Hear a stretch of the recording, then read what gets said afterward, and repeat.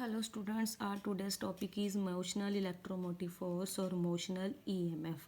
First of all, ਆਪਾਂ ਇਹਦੀ definition ਦੇਖਦੇ ਹਾਂ. When a conducting rod is moved through a constant magnetic field and EMF is induced in the rod. ਜਦੋਂ ਕੋਈ ਵੀ conducting road ਇੱਕ ਕੌਨਸਟੈਂਟ uniform magnetic field ਦੇ ਵਿੱਚ ਮੂਵ ਕਰਦੀ ਹੈ ਤੇ ਇੱਕ ਰੋਡ ਦੇ ਵਿੱਚ ਇੱਕ EMF ਇੰਡਿਊਸ ਹੁੰਦੀ ਹੈ, ਉਸ ਇੰਡਿਊਸਡ EMF ਨੂੰ ਆਪਾਂ ਕੀ ਕਹਿ ਦਿੰਦੇ ਆ, ਮੋਸ਼ਨਲ ਇਲੈਕਟ੍ਰੋਮੋਟਿਵ ਫੋਰਸ. ਤੇ ਆਪਾਂ ਇਸ ਨੂੰ ਮੋਸ਼ਨਲ ਇਲੈਕਟ੍ਰੋਮੋਟਿਵ ਫੋਰਸ ਕਿਉਂ ਕਹਿੰਦੇ ਆ, ਬਿਕੋਜ਼ ਇਹ ਚਾਰਜਿਸ, ਜਦੋਂ ਚਾਰਜਿਸ ਇੱਕ ਮੈਗਨੈਟਿਕ ਫੀਲਡ ਦੇ ਵਿੱਚ ਮੂਵ ਕਰਦੇ ਨੇ ਤਾਂ ਉਹਨਾਂ ਦੀ ਮੋਸ਼ਨ ਕਰਕੇ ਜਿਹੜੀ EMF ਇੰਡਿਊਸ ਹੁੰਦੀ ਹੈ, ਉਸ EMF ਨੂੰ ਆਪਾਂ ਕੀ ਕਹਿ ਦਿੰਦੇ ਆ, ਮੋਸ਼ਨਲ ਇਲੈਕਟ੍ਰੋਮੋਟਿਵ ਫੋਰਸ.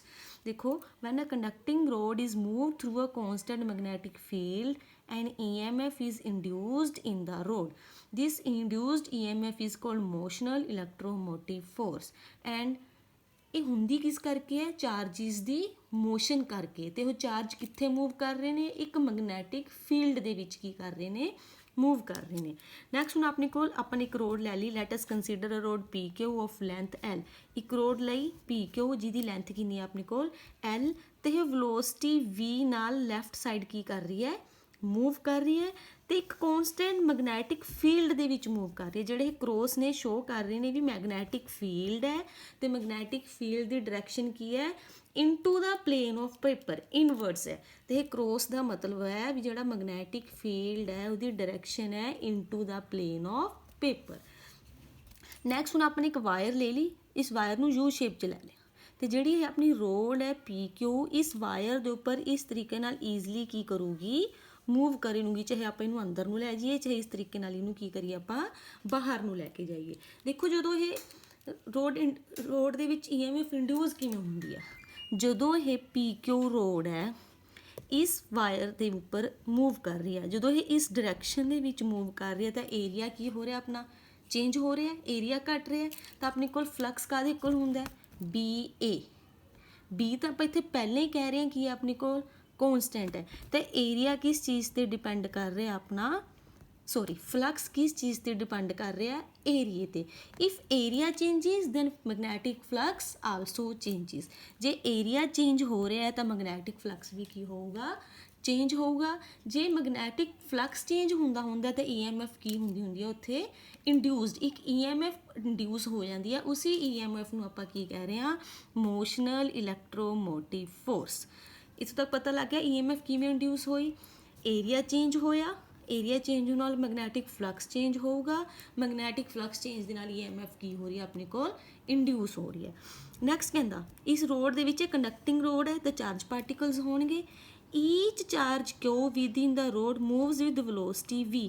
ਜਿਹੜਾ ਹਰ ਚਾਰਜ ਹੋਊਗਾ ਇਸ ਰੋਡ ਦੇ ਵਿੱਚ ਉਹ ਕਿੰਨੀ ਵੈਲੋਸਿਟੀ ਨਾਲ, ਉਹ ਵੀ ਕੀ ਕਰੂਗਾ, ਜਦੋਂ ਰੋਡ ਮੂਵ ਕਰ ਰਹੀ ਹੈ ਉਹ ਚਾਰਜ ਪਾਰਟੀਕਲ ਵੀ ਕੀ ਕਰੂਗਾ, ਆਪਣੇ ਕੋਲ ਮੂਵ ਕਰੂਗਾ. ਜਦੋਂ ਚਾਰਜ ਪਾਰਟੀਕਲ ਮੂਵ ਕਰੂਗਾ ਤੇ ਉਸ 'ਤੇ ਇੱਕ ਕੀ ਲੱਗੂਗੀ, ਫੋਰਸ ਲੱਗੂਗੀ, ਮੈਗਨੈਟਿਕ ਫੋਰਸ. ਤੇ ਉਹ ਆਪਾਂ ਨੂੰ ਫਾਰਮੂਲਾ ਪਹਿਲਾਂ ਹੀ ਪਤਾ ਹੈ, ਮੈਗਨੈਟਿਕ ਫੋਰਸ ਕਾਹਦੇ ਕੋਲ ਹੁੰਦੀ ਹੈ, QV क्रॉस V. ਜੇ ਫਿਰ ਆਪਾਂ ਇੱਥੇ ਕੀ ਲਿਖਾਂਗੇ, QVB ਵੈਸੇ V क्रॉस V ਕਾਹਦੇ ਕੋਲ ਹੁੰਦਾ, QV ਤੇ V ਦੇ ਵਿੱਚ ਅੱਗੇ ਐਂਗਲ ਲੈਣੇ ਹੁੰਦੇ ਆਪਾਂ ਥੀਟਾ. ਤਾਂ ਆਪਣੇ ਕੋਲ F ਦੀ ਵੈਲਿਊ ਆ ਗਈ, QVB ਆਲਰੇਡੀ ਨੋਨ ਹੈ ਆਪਾਂ ਨੂੰ ਇਹ. ਤਾਂ ਨੈਕਸਟ ਆਪਣੇ ਕੋਲ ਕਹਿੰਦਾ ਜਿਹਦੀ ਡਾਇਰੈਕਸ਼ਨ ਕਿੱਧਰ ਹੋਊਗੀ, ਡਾਇਰੈਕਸ਼ਨ ਆਪਾਂ ਨੂੰ ਇੱਥੋਂ ਪਤਾ ਲੱਗੂਗੀ. ਫੋਰਸ ਦੀ ਡਾਇਰੈਕਸ਼ਨ ਜਿਸ ਪਲੇਨ ਦੇ ਵਿੱਚ ਇਹ ਦੋਨੋਂ ਹੋਣਗੇ ਉਸ ਪਲੇਨ ਦੇ ਕੀ ਹੋਊਗੀ, ਪਰਪੈਂਡੀਕੂਲਰ. ਮੰਨ ਲਓ ਜੇ ਇੱਕ ਡਾਇਰੈਕਸ਼ਨ ਇੱਧਰ ਨੂੰ ਹੈ, B ਇੱਧਰ ਨੂੰ ਹੈ, ਵੈਲੋਸਿਟੀ ਇੱਧਰ ਨੂੰ ਹੈ, ਤੇ ਜਿਹੜਾ ਤੀਸਰਾ ਪਲੇਨ ਹੈ ਇਹਨਾਂ ਦੇ ਪਰਪੈਂਡੀਕੂਲਰ ਹੋਊਗਾ, ਉਸ ਪਲੇਨ ਦੇ ਵਿੱਚ ਕੀ ਹੋਊਗੀ, ਫੋਰਸ ਦੀ ਡਾਇਰੈਕਸ਼ਨ ਹੋਊਗੀ. ਨੈਕਸਟ ਹੈ ਹੁਣ ਆਪਣੇ ਕੋਲ, ਜਦੋਂ ਆਪਾਂ ਕਿਸੇ ਚਾਰਜ ਪਾਰਟੀਕਲ ਨੂੰ ਇੱਕ ਥਾਂ ਤੇ ਦੂਸਰੀ ਥਾਂ ਤੋਂ ਲੈ ਕੇ ਜਾਵਾਂਗੇ ਤਾਂ ਆਪਾਂ ਨੂੰ ਵਰਕ ਡਨ ਕਰਨਾ ਪਊਗਾ. ਤਾਂ ਦੇਖੋ, work done to move the charge +Q. ਜਦੋਂ ਆਪਾਂ +Q ਇੱਥੋਂ ਤੋਂ ਇੱਥੇ ਲੈ ਕੇ ਜਾਵਾਂਗੇ ਤਾਂ ਆਪਣੇ ਕੋਲ ਵਰਕ ਡਨ ਕਾਹਦੇ ਕੋਲ ਹੋਊਗਾ, force into displacement. Displacement Q ਤੋਂ ਲੈ ਕੇ P ਤੱਕ ਤੇ ਕਿੰਨੀ ਆ ਉਹ, ਲੈਂਥ L ਹੈ ਆਪਣੇ ਕੋਲ, where QP is displacement. Next force ਦੀ ਵੈਲੂ ਆਪਾਂ ਨੇ ਫਾਈਂਡ ਕੀਤੀ ਹੈ ਇੱਥੇ, QVB. W ਫੋਰਸ ਦੀ ਵੈਲੂ ਪੁੱਟ ਕਰ ਦਿਓ, QVB ਇੰਟੂ QP ਦੀ ਵੈਲੂ ਮੇਰੇ ਕੋਲ ਕਿੰਨੀ ਆ, L ਲੈਂਥ ਆ ਗਈ. ਤਾਂ ਆਪਣੇ ਕੋਲ EMF ਜਿਹੜੀ ਇੰਡਿਊਸ ਹੋਈ ਹੈ ਉਹ ਕਾਹਦੀ ਕੋਲ ਹੋਊਗੀ, ਵਰਕ ਡਨ ਪਰ ਯੂਨਿਟ ਚਾਰਜ. ਇੱਕ ਯੂਨਿਟ ਚਾਰਜ ਨੂੰ ਮੂਵ ਕਰਨ ਦੇ ਵਿੱਚ ਜਿੰਨਾ ਵਰਕ ਡਨ ਹੋਇਆ ਉਹ ਕੀ ਹੋ ਗਿਆ ਆਪਣੇ ਕੋਲ ਇੰਡਿਊਸਡ EMF। ਉਹ ਕਾਹਦੇ ਕੋਲ ਹੋਗੀ E is equal to W work done upon charge. W ਦੀ ਵੈਲਿਊ ਹੈਗੀ ਹੈ QVB ਇੰਟੂ L ਪੁੱਟ ਕੀਤੀ ਅਪੋਨ Q ਨਾਲ Q ਕੀ ਹੋ ਗਿਆ cancel, therefore induced EMF is equal to BLV। ਦੇਖੋ ਰਾਜੇ ਇਹ ਸੀ ਆਪਣੇ ਕੋਲ ਮੋਸ਼ਨਲ ਇਲੈਕਟ੍ਰੋਮੋਟਿਵ ਫੋਰਸ। ਮੋਸ਼ਨਲ EMF ਦਾ ਆਪਾਂ ਨੇ ਐਕਸਪ੍ਰੈਸ਼ਨ ਫਾਈਂਡ ਕਰ ਲਿਆ, ਉਹਦੀ ਵੈਲਿਊ ਫਾਈਂਡ ਕਰ ਲਈ, ਕਾਹਦੇ ਕੋਲ ਆ ਗਈ BLV। ਨੈਕਸਟ ਹੁਣ ਆਪਣੇ ਕੋਲ ਕੀ ਹੈ ਇसी ਇਕੁਏਸ਼ਨ ਤੋਂ ਦੇਖੋ F ਦੀ E ਦੀ ਵੈਲਿਊ ਆਈ ਹੈ ਸੋਰੀ ਆਪਣੇ ਕੋਲ BLV। If v is equal to 0 ਜੇ ਵੈਲੋਸਿਟੀ 0 ਕਰ ਦਈਏ ਤਾਂ ਆਪਣੇ ਕੋਲ ਕੀ ਹੋ ਜਾਊਗਾ if v is equal to 0 therefore v the value ਇੱਥੇ ਪੁੱਟ ਕਰਾਂਗੇ ਤਾਂ ਆਪਣੇ ਕੋਲ e ਵੀ ਕਿਸ ਚੀਜ਼ ਦੇ ਇਕੁਅਲ ਆ ਜਾਊਗਾ 0। ਮਤਲਬ ਕੀ ਹੈ ਜੇ ਰੋਡ ਮੂਵ ਨਹੀਂ ਕਰ ਰਹੀ ਤਾਂ ਉੱਥੇ ਮੋਸ਼ਨਲ EMF ਨਹੀਂ ਹੋਊਗੀ। ਰੋਡ ਮੂਵ ਨਹੀਂ ਕਰੂਗੀ, ਏਰੀਆ ਚੇਂਜ ਨਹੀਂ ਹੋਊਗਾ, ਫਲਕਸ ਨਹੀਂ ਚੇਂਜ ਹੋ ਰਿਹਾ ਤਾਂ EMF ਕਿੱਥੋਂ ਇੰਡਿਊਸ ਹੋਣੀ ਹੈ। ਤਾਂ ਜੇ ਵੈਲੋਸਿਟੀ 0 ਹੈ ਮਤਲਬ ਕਿ ਰੋਡ ਸਟੇਸ਼ਨਰੀ ਹੈ ਤਾਂ ਉੱਥੇ ਇੰਡਿਊਸਡ EMF ਕਿੰਨੀ ਹੋ ਜੂਗੀ 0 ਹੋ ਜੂਗੀ। ਹੁਣ ਕਹਿੰਦਾ if R is resistance of loop PQRS ਜਿਹੜੀ ਆ ਲੂਪ ਲਈ ਆਪਾਂ ਨੇ PQRS। ਜੇ ਮੰਨ ਲਓ ਕਹਿੰਦਾ ਇਹਦੀ ਰੈਜ਼ਿਸਟੈਂਸ ਕਿੰਨੀ ਆ ਮੇਰੇ ਕੋਲ R, ਦੈਨ ਇੰਡਿਊਸਡ ਕਰੰਟ ਕਿੰਨਾ ਹੋਊਗਾ induced current at any instant is current ਕਿਹਦੇ ਕੋਲ ਹੁੰਦਾ I is equal to V upon R। ਇੱਥੇ V ਕਿੰਨਾ ਆਪਣੇ ਕੋਲ ਵੈਲੋਸਿਟੀ ਨਹੀਂ V EMF E upon capital R। E ਦੀ ਵੈਲਿਊ ਪਤਾ ਹੈ BLV ਅਪੋਨ R। ਇਹ ਆਪਣੇ ਕੋਲ ਕੀ ਆ ਗਿਆ ਇੰਡਿਊਸਡ ਕਰੰਟ। ਤੇ ਇੱਕ ਗੱਲ ਹੋਰ ਜਿਹੜੇ ਇਲੈਕਟ੍ਰੋਨਸ ਨੇ ਕਲੋਕਵਾਈਜ਼ ਡਾਇਰੈਕਸ਼ਨ 'ਚ ਮੂਵ ਕਰ ਰਹੇ ਨੇ ਤੇ ਜਿਹੜਾ ਕਨਵੈਂਸ਼ਨਲ ਕਰੰਟ ਹੁੰਦਾ ਕਨਵੈਂਸ਼ਨਲ ਕਰੰਟ ਕਿਸ ਚੀਜ਼ ਕਰਕੇ ਹੁੰਦਾ ਰਾਜੇ ਮੋਸ਼ਨ ਆਫ ਪੋਜ਼ਿਟਿਵ ਚਾਰਜ ਕਰਕੇ। ਜਿਹੜਾ ਪੋਜ਼ਿਟਿਵ ਚਾਰਜ ਜਦੋਂ ਮੂਵ ਕਰਦਾ ਤਾਂ ਉਦੋਂ ਜਿਹੜਾ ਕਰੰਟ ਮਿਲਦਾ ਉਸ ਕਰੰਟ ਨੂੰ ਆਪਾਂ ਕੀ ਕਹਿੰਦੇ ਹੁੰਦੇ ਆ ਕਨਵੈਂਸ਼ਨਲ ਕਰੰਟ। ਤੇ ਉਸ ਕਰੰਟ ਦੀ ਡਾਇਰੈਕਸ਼ਨ ਹਮੇਸ਼ਾ ਇਲੈਕਟ੍ਰੋਨਿਕ ਕਰੰਟ ਦੇ ਕੀ ਹੁੰਦੀ ਹੈ ਆਪੋਜ਼ਿਟ ਹੁੰਦੀ ਹੈ। ਜੇ ਇਲੈਕਟ੍ਰੋਨਸ ਕਲੋਕਵਾਈਜ਼ ਮੂਵ ਕਰ ਰਹੇ ਨੇ ਤਾਂ ਜਿਹੜਾ ਕਨਵੈਂਸ਼ਨਲ ਕਰੰਟ ਆ ਉਹ ਕਿੱਧਰਲੀ ਡਾਇਰੈਕਸ਼ਨ 'ਚ ਹੋਊਗਾ ਸਰਕਿਟ ਦੇ ਵਿੱਚ ਐਂਟੀ ਕਲੋਕਵਾਈਜ਼ ਡਾਇਰੈਕਸ਼ਨ ਦੇ ਵਿੱਚ ਹੋਊਗਾ ਪੋਜ਼ਿਟਿਵ ਚਾਰਜ ਕਰਕੇ। ਇਹ ਸੀ ਆਪਣੇ ਕੋਲ motional electromotive force and induced current in the circuit. Motional ਦੁਬਾਰਾ ਡੈਫੀਨੇਸ਼ਨ ਦੇਖ ਲਓ ਮੋਸ਼ਨਲ ਇਲੈਕਟ੍ਰੋਮੋਟਿਵ ਫੋਰਸ ਕੀ ਹੈ ਜਦੋਂ ਕੋਈ ਕੰਡਕਟਿੰਗ ਰੋਡ ਕੌਨਸਟੈਂਟ ਮੈਗਨੈਟਿਕ ਫੀਲਡ ਦੇ ਵਿੱਚ ਮੂਵ ਕਰਦੀ ਹੈ ਤਾਂ ਉਹਦੇ ਵਿੱਚ ਜਿਹੜੇ ਚਾਰਜਿਸ ਹੁੰਦੇ ਨੇ ਉਹ ਵੀ ਮੂਵ ਕਰਦੇ ਨੇ। ਉਹਨਾਂ ਚਾਰਜਿਸ ਦੀ ਮੂਵਮੈਂਟ ਕਰਕੇ ਇੱਕ EMF ਇੰਡਿਊਸ ਹੋ ਜਾਂਦੀ ਹੈ। ਉਸ EMF ਨੂੰ ਆਪਾਂ ਕੀ ਕਹਿ ਦਿੰਦੇ ਆ ਮੋਸ਼ਨਲ ਇਲੈਕਟ੍ਰੋਮੋਟਿਵ ਫੋਰਸ। ਜਦੋਂ ਇਹ ਰੋਡ ਮੂਵ ਕਰੂਗੀ ਚਾਰਜਿਸ ਮੂਵ ਕਰ ਰਹੇ ਨੇ ਤਾਂ ਜਦੋਂ ਚਾਰਜਿਸ ਮੈਗਨੈਟਿਕ ਫੀਲਡ ਦੇ ਵਿੱਚ ਮੂਵ ਕਰਦੇ ਨੇ ਉਹਨਾਂ 'ਤੇ ਇੱਕ ਫੋਰਸ ਲੱਗਦੀ ਹੈ। ਉਹ ਫੋਰਸ ਕਿਹਦੇ ਇਕੁਅਲ ਆ ਜੇ F is equal to QVB। ਜਾਂ ਆਪਣੇ ਕੋਲ ਫਾਰਮੂਲਾ ਸੀ QV cross V QVB sin theta where theta is the angle between V and B। Next ਹੁਣ ਕਹਿੰਦਾ work done to move the charge Q plus Q charge ਨੂੰ ਤਾਂ ਆਪਾਂ Q ਤੋਂ ਲੈ ਕੇ P ਤੱਕ ਪਲਸ Q ਚਾਰਜ ਨੂੰ ਜਦੋਂ ਮੂਵ ਕਰਦੇ ਹਾਂ ਤਾਂ ਇੱਕ ਵਰਕ ਡਨ ਹੋਊਗਾ। ਵਰਕ ਡਨ ਕਿਸ ਚੀਜ਼ ਦੇ ਇਕੁਅਲ ਹੋਊਗਾ ਫੋਰਸ ਇਨਟੂ ਡਿਸਪਲੇਸਮੈਂਟ। QP ਕੀ ਹੈ ਹੁਣ ਆਪਣੇ ਕੋਲ ਇੱਥੇ ਡਿਸਪਲੇਸਮੈਂਟ। ਫੋਰਸ ਦੀ ਵੈਲਿਊ ਹੈਗੀ ਹੈ ਪੁੱਟ ਕਰੋ QVB। QP ਕੀ ਹੈ ਇੱਥੇ ਆਪਣੇ ਕੋਲ ਡਿਸਪਲੇਸਮੈਂਟ ਕਿਹਦੇ ਇਕੁਅਲ ਆ ਜੇ ਲੈਂਥ ਦੇ ਜਿਹੜੀ ਰੋਡ ਦੀ ਲਈ ਸੀ ਆਪਾਂ ਨੇ L। ਤਾਂ EMF ਇੰਡਿਊਸਡ ਕਿਹਦੇ ਇਕੁਅਲ ਹੋਊਗੀ ਵਰਕ ਡਨ ਪਰ unit charge. Work done upon charge work done ਦੀ ਵੈਲਿਊ QVBL ਇੱਥੋਂ ਇੱਥੇ ਪੁੱਟ ਕੀਤੀ ਅਪੋਨ Q ਨਾਲ Q ਕੈਂਸਲ ਤਾਂ ਆਪਣੇ ਕੋਲ ਮੋਸ਼ਨਲ EMF ਦੀ ਵੈਲਿਊ ਕਿੰਨੀ ਆ ਗਈ BLV। ਕਹਿੰਦਾ ਜੇ ਵੈਲੋਸਿਟੀ 0 ਮਿਟ ਮੀਨਸ ਵੈਲੋਸਿਟੀ 0 ਹੈ ਤਾਂ ਰੋਡ ਕੀ ਹੈ ਆਪਣੇ ਕੋਲ ਸਟੇਸ਼ਨਰੀ ਹੈ ਤੇ ਉੱਥੇ ਇੰਡਿਊਸਡ EMF ਦੀ ਵੈਲਿਊ ਕਿੰਨੀ ਹੋ ਜੂਗੀ 0।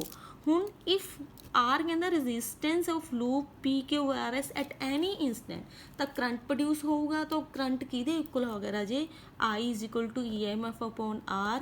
EMF ਦੀ ਵੈਲਿਊ ਵੀ ਹੈਗੀ ਆਪਣੇ ਕੋਲ ਅਪੋਨ R। ਨੈਕਸਟ ਹੁਣ ਆਪਾਂ ਫਾਈਂਡ ਕਰਾਂਗੇ power dissipated in a conductor।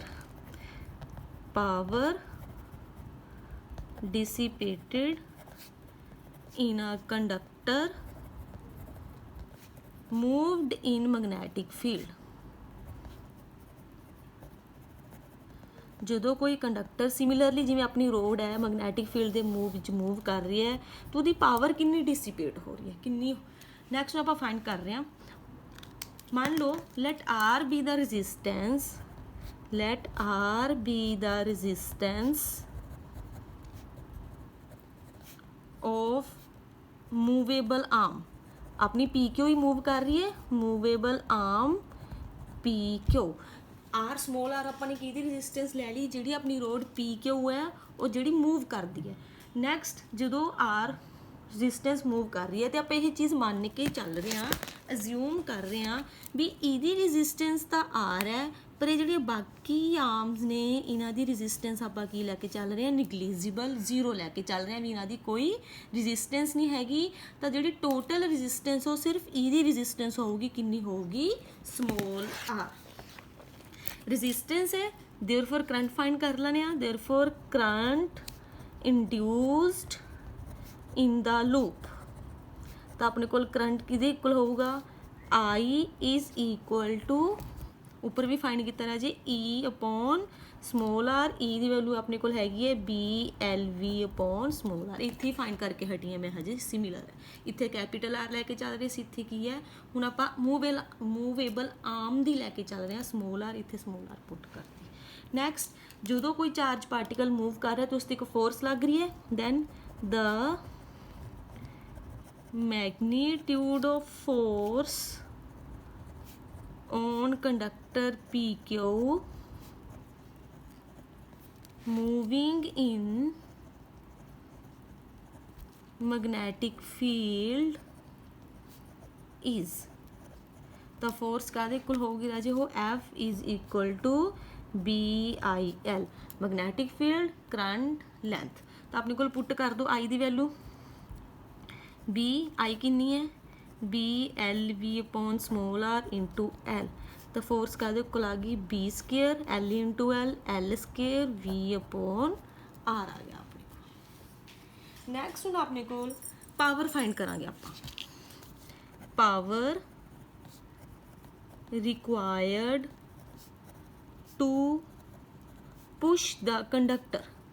ਉਸ ਕੰਡਕਟਰ ਨੂੰ ਪੁਸ਼ ਕਰਨ 'ਚ ਆਪਾਂ ਨੂੰ ਕਿੰਨੀ ਪਾਵਰ ਚਾਹੀਦੀ ਹੈ, ਤੇ ਜਿਹੜਾ ਉਹ ਕੰਡਕਟਰ ਹੈ ਕਿੰਨੀ ਵੈਲੋਸਿਟੀ ਨਾਲ ਮੂਵ ਕਰ ਰਿਹਾ ਹੈ, to push the conductor moving with velocity v ਨਾਲ।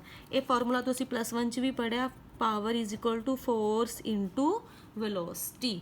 ਫੋਰਸ ਦੀ ਵੈਲਿਊ ਹੈਗੀ ਹੈ, ਆ ਦੇਖੋ ਇੱਥੇ ਪੁੱਟ ਕਰ ਦਿਓ, B square L square V upon R into V। ਤਾਂ ਪਾਵਰ ਦੀ ਵੈਲਿਊ ਆ ਜੂਗੀ B square L square V square upon R।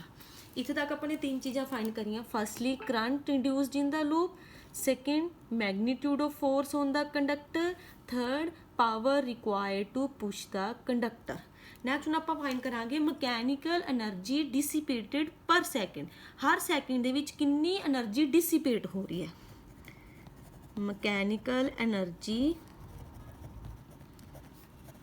ਡਿਸੀਪੇਟਡ per second. ਇਹ ਫਾਰਮੂਲਾ ਵੀ ਤੁਸੀਂ ਰੀਡ ਕੀਤਾ ਹੋਇਆ ਪਹਿਲਾਂ, P is equal to I square R। ਠੀਕ ਹੈ ਰਾਜੀ, P is equal to I square R। ਤੇ ਇੱਥੇ ਆਪਣੇ ਕੋਲ I ਦੀ ਵੈਲਿਊ ਹੈਗੀ ਆ ਫਸਟ 'ਚ, ਆ ਇਕੁਏਸ਼ਨ 'ਚ ਪਈ ਹੈ, ਪੁੱਟ ਕਰ ਦੋ BLV upon R the square into R। P is equal to B square L square V square upon R square into R। ਇੱਕ R ਨਾਲ R ਕੀ ਹੋ ਜਾਊਗਾ, ਕੈਂਸਲ। ਤਾਂ ਆਪਣੇ ਕੋਲ P ਦੀ ਵੈਲਿਊ ਆ ਜਾਊਗੀ B square L square V square upon, ਦੇਖੋ ਮਕੈਨੀਕਲ ਐਨਰਜੀ ਕਿਹਦੇ ਉੱਕਲ ਆ ਗਈ, which is same as power to push the conductor. ਦੋਨੋਂ ਕੀ ਹੈ, ਮਕੈਨੀਕਲ ਐਨਰਜੀ ਕਾਹਦੀ ਇਕੁਅਲ ਆ ਰਹੀ ਹੈ, ਜਿੰਨੀ ਪਾਵਰ ਆਪਾਂ ਨੂੰ ਚਾਹੀਦੀ ਹੈ ਉਸ ਕੰਡਕਟਰ ਨੂੰ ਪੁਸ਼ ਕਰਨ ਦੇ ਵਿੱਚ, ਦੋਨੋਂ ਐਨਰਜੀਜ਼ ਆਪਣੇ ਕੋਲ ਕੀ ਆ ਰਹੀਆਂ ਨੇ, ਸੇਮ ਆ ਰਹੀਆਂ ਨੇ। ਇਹਦਾ ਮਤਲਬ ਕੀ ਹੈ, mechanical energy required to move the conductor PQ is converted into electrical energy। ਇੱਥੇ એનર્ਜੀ ਦੀ ਫਾਰਮ ਟ੍ਰਾਂਸਫਰ ਹੋ ਰਹੀ ਹੈ, ਇੱਕ ਫਾਰਮ ਦੇ ਵਿੱਚ એનર્ਜੀ ਦੂਸਰੀ ਫਾਰਮ ਦੇ ਵਿੱਚ ਕੀ ਹੋ ਰਹੀ ਹੈ, ਕਨਵਰਟ ਹੋ ਰਹੀ ਹੈ। ਇਹ ਕੀ ਆਈ ਹੈ ਆਪਣੇ ਕੋਲ, which is same the power to push conductor। ਜਿਹੜੀ ਕੰਡਕਟਰ ਨੂੰ ਪੁਸ਼ ਕਰਨ 'ਚ ਪਾਵਰ ਚਾਹੀਦੀ ਸੀ ਉਹ ਕਾਹਦੇ ਕੋਲ ਆ ਗਈ ਆਪਣੇ ਕੋਲ, ਮਕੈਨੀਕਲ એનર્ਜੀ ਦੇ ਕੋਲ ਆ ਗਈ। ਹੈਂਸ